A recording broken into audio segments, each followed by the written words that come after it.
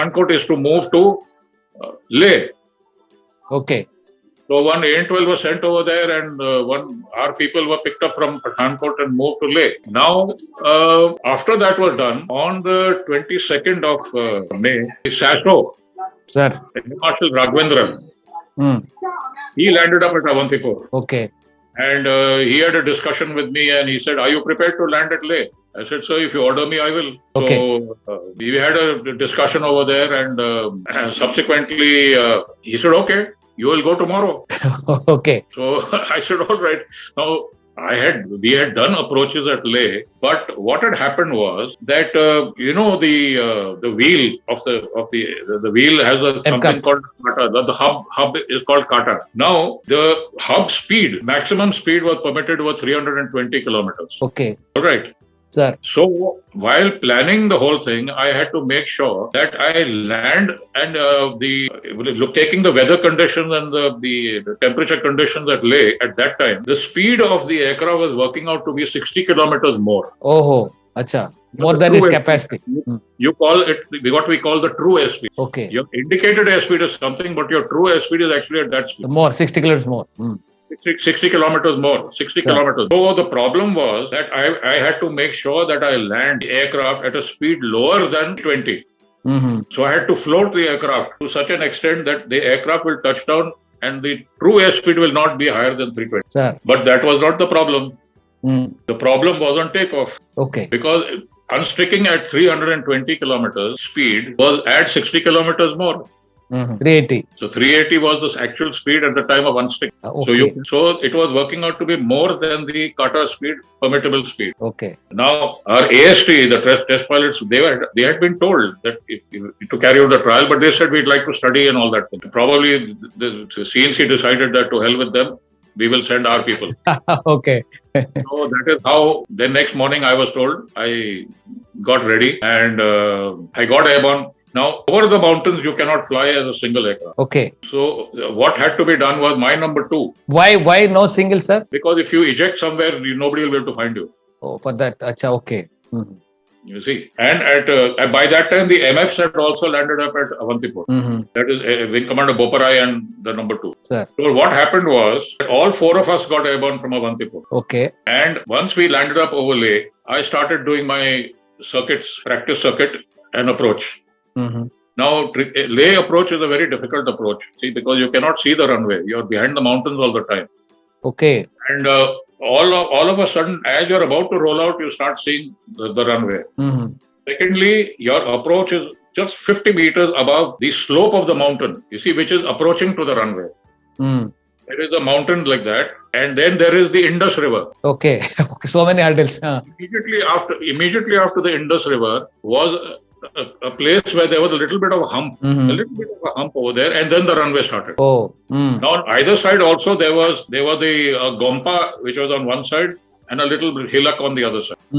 So you are coming between them like this. Okay. And all the time during your descent, you are just 50 meters above the slope of the mountain. Okay. So I did my two approaches and all that, and by the time my fuel came down to 500 liters only. So I couldn't have been able to go around. Okay. So I gave my final call of approaching and coming in for a landing. And that hillock, actually, that little bit of a hump is very uncomfortable. You feel your wheels are going to touch. Acha, okay.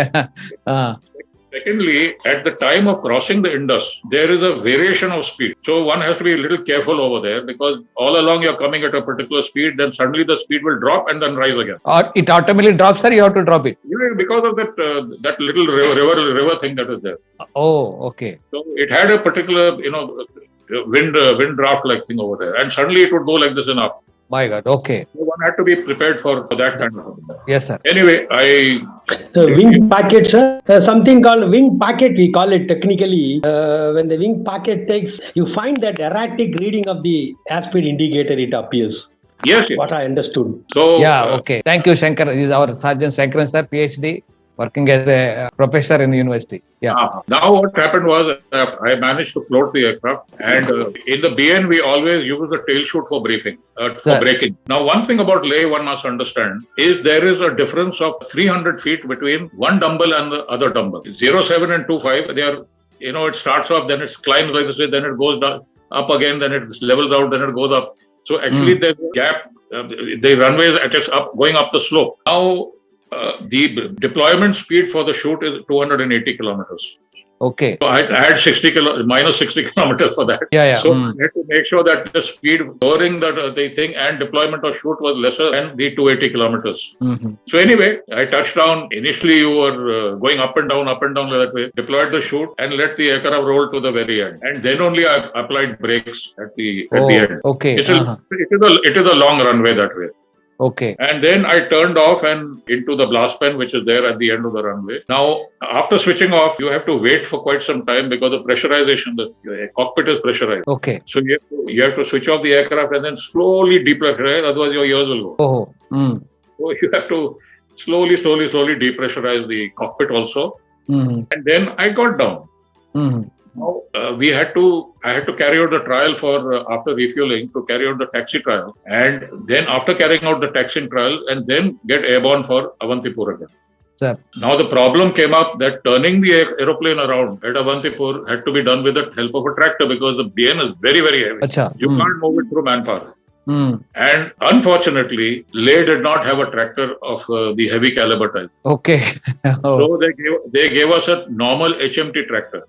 Mm. Now the HMT tractor is not good enough for turning an aeroplane, but somehow with great difficulty we managed to, that tractor kept turning, almost onto its back, and we managed to turn the aircraft around. And then after refueling and getting the aircraft, and again there were no Bowsers, so it had to be done with cans and things like that. It's manually, okay. Okay. So then I did the taxi trials, and since it is sloping downwards now, because it is landing one way and take off the other way around. Correct, sir. You cannot take off the same way because there's a hill right in front again. Mm-hmm. So after doing the taxi, once the aircraft just keeps rolling to the end. Mm. You can't even stop it. You have to put emergency brakes if you want to stop it. Okay. Somehow, very, very slowly, I managed to stop it, and there was no barrier at that time. Mm. So there was nothing to stop you as such. You would have just landed up in the Indus. Sir. So anyway, by the time I brought back the aircraft and we got ready, and they put me in another place so that the tractor thing I was not involved. Okay. And the weather packed up. So when the weather packed up, the going back to Avantipur was cancelled. Oh. So I had to stay overnight at Leh. Okay. Now the problem with staying overnight at Leh is the minute you stay overnight, you are automatically grounded for 48 hours. Okay. Because of the oxygen. Okay, sir.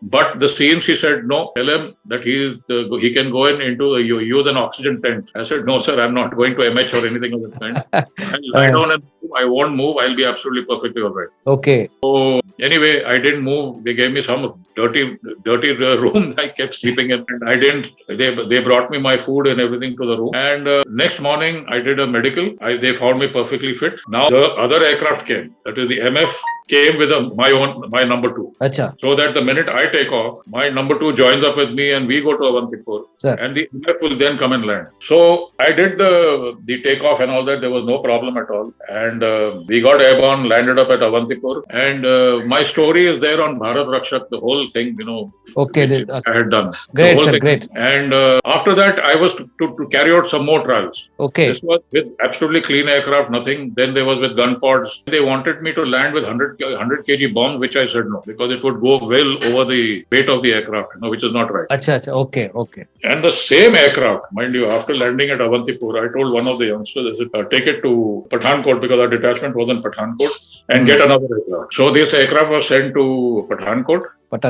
And from there it was to go to Halwara to the RNSS. But in the meantime, when that fellow tried to turn, the hub broke. Oh my God. Same hub which we were worried about. Achha. Okay. At Pathankot, while doing the turn, it broke. So that means actually after 4 landings, which I did in Leh. And then 4 landings at Leh, 4 landings at Avantipur, and 1 landing at Pathankot. That is 9 landings. And the hub broke after that. Achha, okay. So that is when the CNC came and he saw it for himself, that this is what the problem is. Sir. And besides that, they were, you had to keep fiddling around with the oil pressure, lower the oil pressure, this, that, and the other. And then I told the CNC at that time, I was a squadron leader only, I was a flight commander only.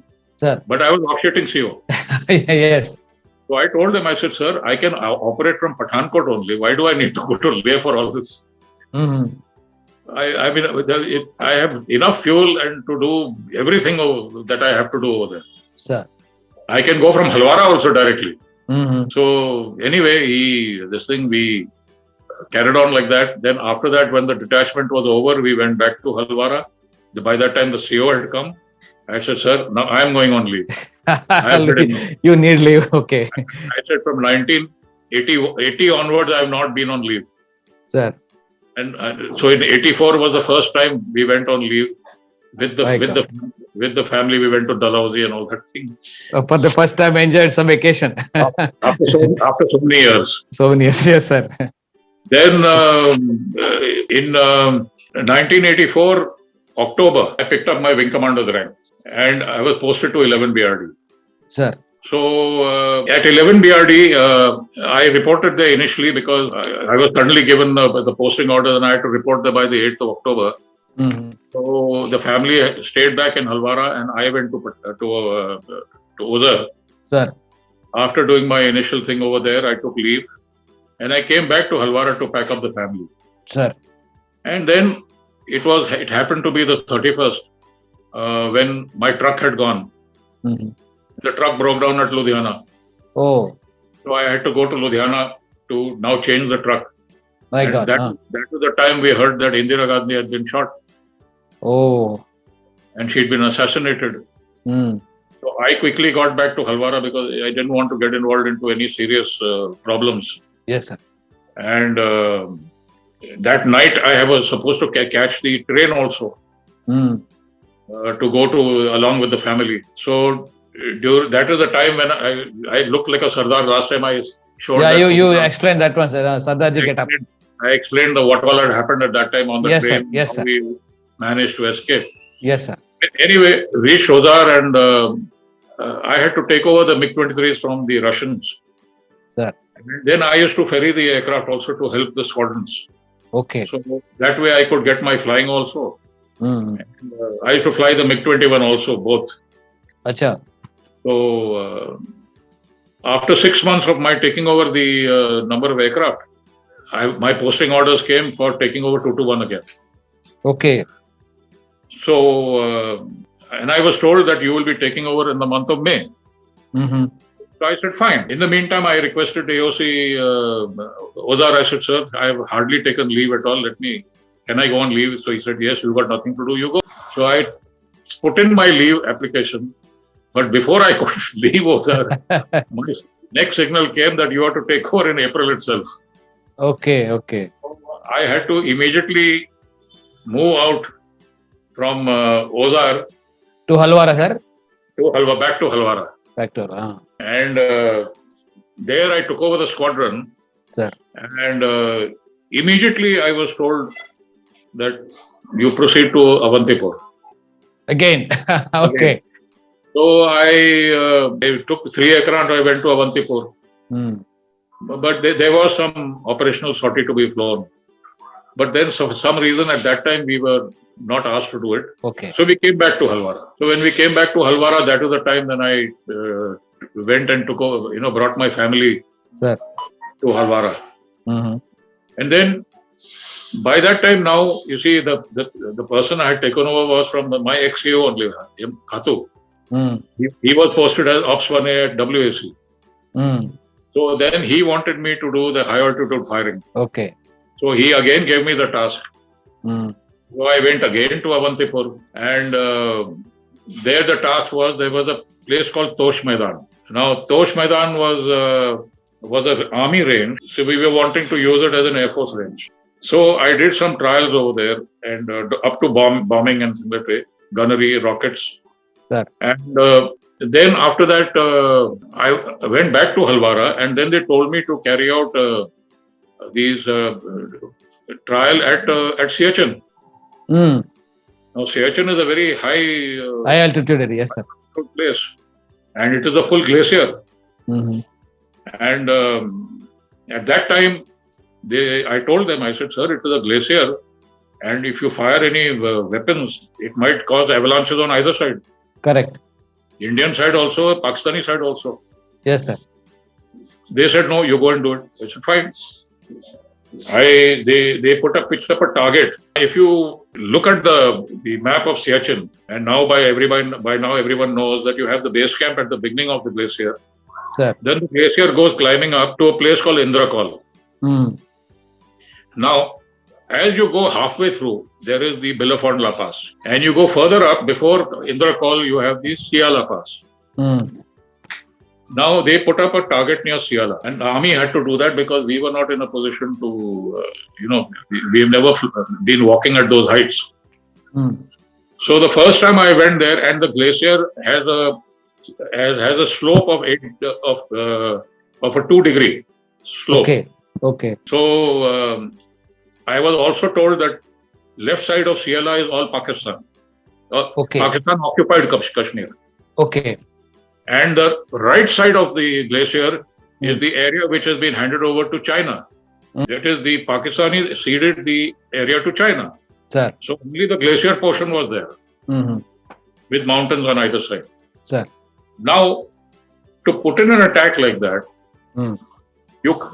they said you cannot turn right because you'll go into China, and you cannot turn left because there's a mountain immediately after that. Okay. So how do you cannot cross Indrakol? So now when I put in the attack from a height of about 8.5 kilometers, 6.2 is where the target was kept. That is the height of this thing. You must also remember that the ejection seat of the MiG class of aircraft is only 5 kilometers. Okay.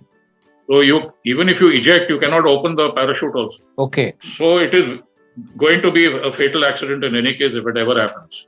Okay. So anyway, I put in the attack, and immediately as I started pulling out, I got, the big BN has swing wings. The wings can swing. Sir. So when we do takeoff and landing, the wings are at 16 degrees. When we do the operational flying, it is at 45 degrees. Okay. And when we are getting away at supersonic speeds at low level, we bring our wings to 70. Okay. So it is a swing wing aircraft. But what we had done was, during the training, operation, we had got our wings to 34 degrees, which was like the Hunter. And we found it was easier to handle the aircraft. So getting the wings to 34, I put in the attack. And after pulling out, I got my wings to 16 degrees immediately. Turned towards the mountain, reversed to the right to go toward the Chinese side, climbing all the time with full speed, with full power, and then reverse. Sir. So that you have come inside this mountain, inside the other mountain, inside Indrakol. A lot of twists and turns. You are doing like this. Sir, okay. Then you cross over the mountain, so that you stay within the Indian side of Siala. Okay. So many challenges, sir. There were a lot of challenges. Sir. So after finishing off the trials, I went and put in my report, and I told Singh, I said, this is asking for too much. This is suicidal. Yeah. I mean, I said, with my experience of this thing, I'm just doing it. I can't trust a younger boy. Everybody, yeah, youngsters. I can't trust him. But if you want, I'll give you another place where you can open a high altitude range. So I suggested a place called Karso. Acha. Karso is a lake which was just east of Leh. There is a place called Kyari, Chushul, and all those areas. This is Karso, which is over there. So they said, okay, you do the trial there. So I went over there. I started doing right-hand circuit as well as left-hand circuit, and found the most convenient circuit to fly. Okay. And then we did front guns, we did RPs, and I did bombing there. Okay. So after I did all three things over there, I said, yes, this is a perfect range over here. The height of the place was also 4.5 kilometers only. And if you have to eject, you will still be safe. Yes. No, it is not. It's not going to be dangerous. And yes, everyone else can come and fire over there because it was a wide valley. After that, I was told to go to Avantipur and brief certain squadron commanders. At that time, Air Marshal M.S. Sekhon was the station commander of Avantipur. Okay. Helicopter and VRC and all that. Sir. He was there. So under his observation, I gave the entire attack pattern. They were the MiG-21 BIS. The 222 squadron was the MiG-27, which had formed up. and 2-3 other units. And I briefed them as to how to do the range work at both at Tosh Maidan, which is near Srinagar, and Karso. Mhm. And then subsequently, this was how the high altitude range was opened. Sir. Then during my tenure, I got a lot of. We used to go to Siachen very often. I mean, Okay. every Saturday, Sunday, and I used to make sure that I flew every Sunday because the youngsters had wanted to go to town or something, Mhm. so they were not disturbed. I would do the sortie, and then I did some operational missions also. Sir. Across, which I So would you like. can have some water, sir. Every time your efforts are a pioneering kind of efforts, leading from the front and Yeah. showing the guidance to all the others. So really, Yes, a wonderful proficiency, sir. See, unless you as the CEO perform, Sir. the others will never be able to do it. Yes, sir. That's what you have been a leader throughout. And I used to make sure that our training also, even at night flying, we used to go flying into the desert. Aim was what? Because we know during wartime, all the lights will be off. Correct, sir. No lights are going to be on. So there is no way you can identify a town or anything of that Yeah, kind. total blackout. Yes, sir. Total blackout. So we had to train ourselves to go by rivers, canals, various crossing points like that. Yes, sir. So we had to perforce we went into the desert areas. Mm. So we used to get used to the blackout conditions Okay. and identify places like the old runways of Junjunu and all those things. Yeah. I mean, they were all disused, but we used to use them as targets. Okay. Only to get used to the idea of flying low level as a single aircraft and to identify with the help of the moon. Mm. Or during the dark, with the help of whatever Venus or something which used to shine. So unless I did it, I could not expect my people. Extra others. Yes, sir. Similarly, once we did an exercise of a flare drop very close to the border near Sirsa, not Sirsa, at Nal. Okay. Mm. It was viewed by the Chief of Army Staff, Chief of Air Staff. Okay. All of the people were there. It was a major exercise. Okay. They wanted to see that under the flare how we do it. Mm-hmm. Unfortunately, it happened on holy night, so we couldn't even drink holy. Okay. And the weather packed up, so we from a 3:00 TOT, the TOT actually went to 5:30. Mm. We finished off the exercise, so it was like and unless you do that, it is not possible. Sir, Suddenly, when you talk of exercise, even when I was in my first unit of 9 Tactical Air Center from Chandi Mandir, so every year during December we used to go for exercise in the pure desert area for Correct. about 2 months or so for exercise purposes. for exercise purposes. Yes, sir. I think during that time also you carry out all these things, sir. During exercise. Yes, we were part of the thing, those exercises. Sir. That is for close support missions and all that thing. Then now till then my op location was Pathankot. In 1987, suddenly on 23rd of January, Sir. we were suddenly asked to deploy. We were very close to going into war at that time, and my op location was changed from Pathankot to Halwara. Again, okay. There was no accommodation for me, so the AOC we found one which was constructed in 1971. Okay. But never opened. Okay. So the first time the shutters were open, it was in the jungle. We had to cut the grass and all that. The whole lot of snakes fell down first. Okay. Yeah. I told AOC, sir, I am not going to operate over here because this thing is still in a damaged state. Infested with all snakes. Everything was gone, rusted, everything, pipe. So it took us 20 days to settle down over there as it is.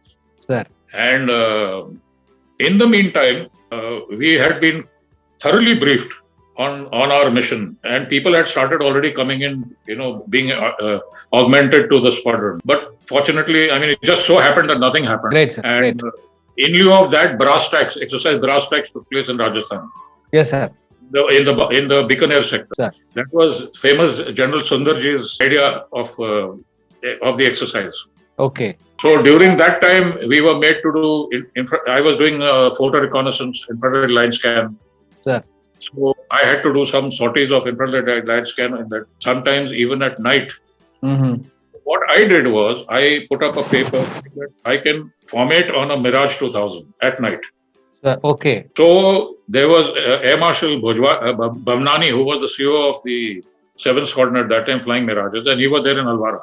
Mhm. So I did a few sorties, close formation with him. He was in a Mirage and in a MiG-23, So going together. going together. And on his, because he's got the navigation system, Oh, a very accurate navigation system. Mine was not so accurate because the Russian system depended on something called RSBM, okay. which was not very accurate. Sir. So I did these trials at night, and then I requested command that if you permit me, I will do this. But they said no, not to do it. Mhm. So finally, the exercise brass tack was over, and we were called to command. And after the briefing there, I rang up air headquarters saying, "Now I'm due for my posting. Can you please tell me where I'm likely to go?" Okay.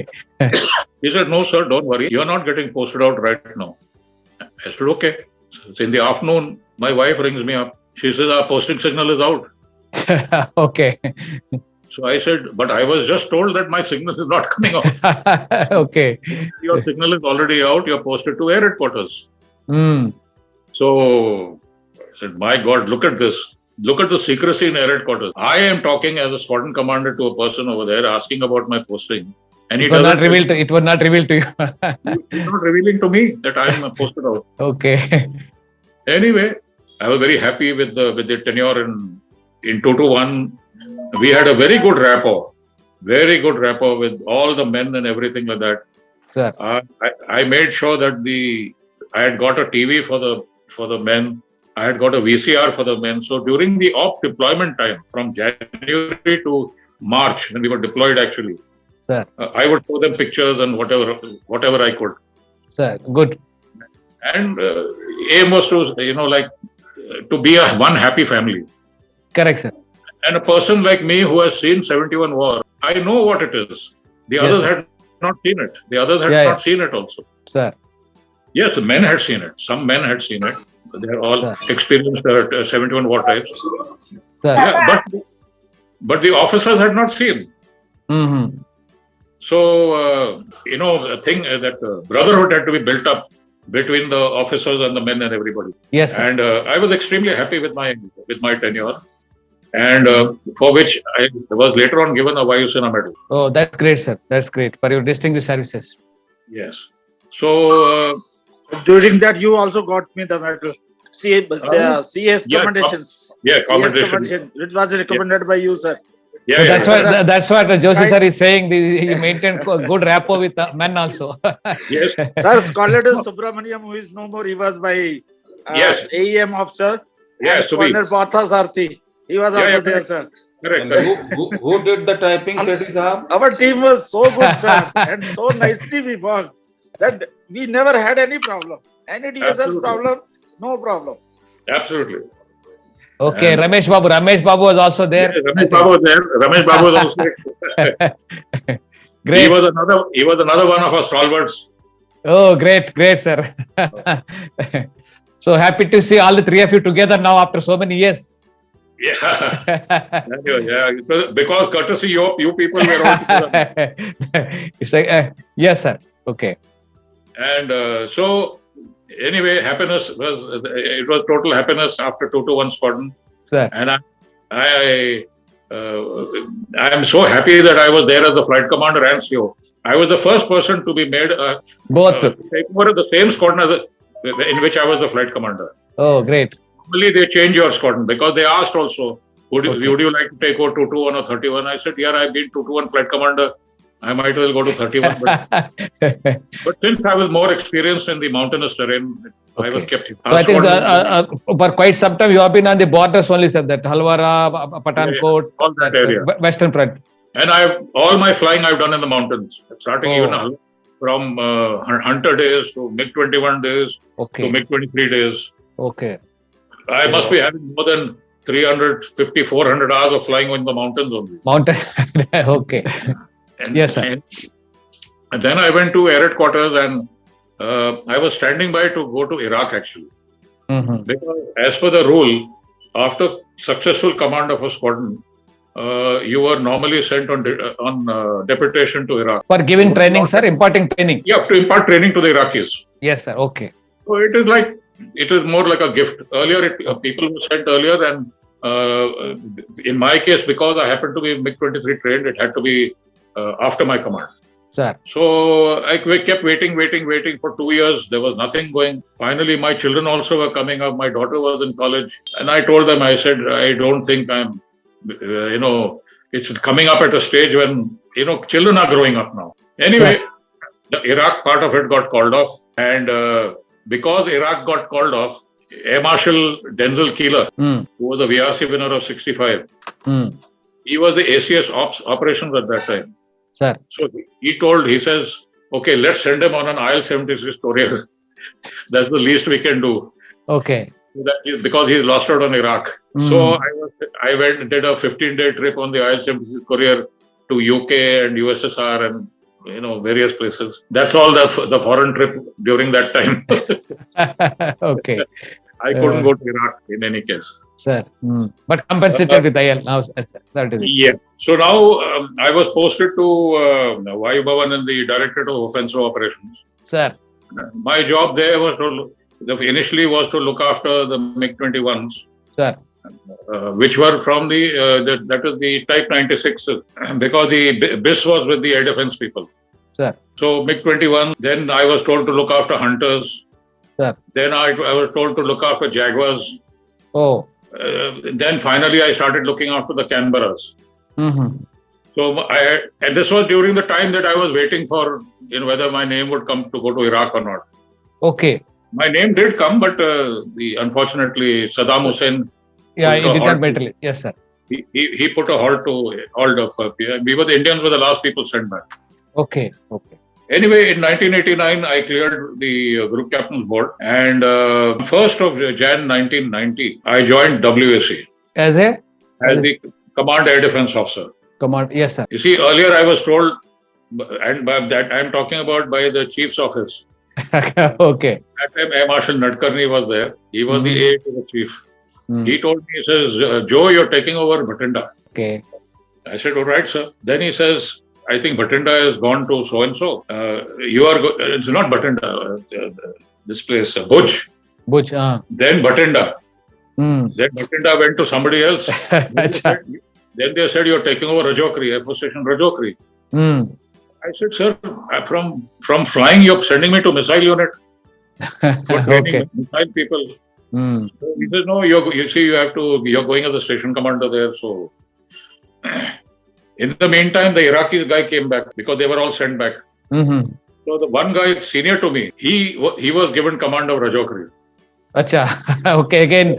So finally, I came as Caddo Western Air Command. Okay. And the minute I took over as Caddo Western Air Command, I was called by the CNC. See, at that time, what had happened was Dasi had gone and checked out, and all missile units in WAC were declared non-operational. Oh. So he called me and he says, well, I give you 6 months. That was Air Marshal Preeti Singh, very tough man. 6 months I give you, and you have to bring up the status of the missile units. Sir. I said, yes, sir, I will bring up the status, but you have to give me a free hand. And a free hand, I mean a real free hand. Okay. I will be on the move all the time. I will visit all the units. I will go and find out what is the lacuna, and then I have to start repairing it. Okay. So initially I went to all the missile units. First missile unit itself, I went and I found they were totally clueless about anything. Okay. Including the younger lot. Now, why was this? Because they were not doing any ground training. They were not doing any practical training. Was just one of those things. Sir. I introduced a lot of things. I started going on like a Dasi visit. I made a Kasi visit. Okay. And I used to carry some experts with me. And then we used to go and check them out, give lectures to them. Okay. And I used to give a talk on intelligence also. So the first people I went to the first unit was in Ambala. Okay. And after giving them the test of gen test, as we call it, I said, okay, now I'm going to hold an intelligence test. Now, intelligence test, I asked them, I said, my first question was, what is the meaning of BAF, PAF, and PLAAF? That is, what is BAF, PAF, and PLAF? Some of the senior lot started writing, the junior lot.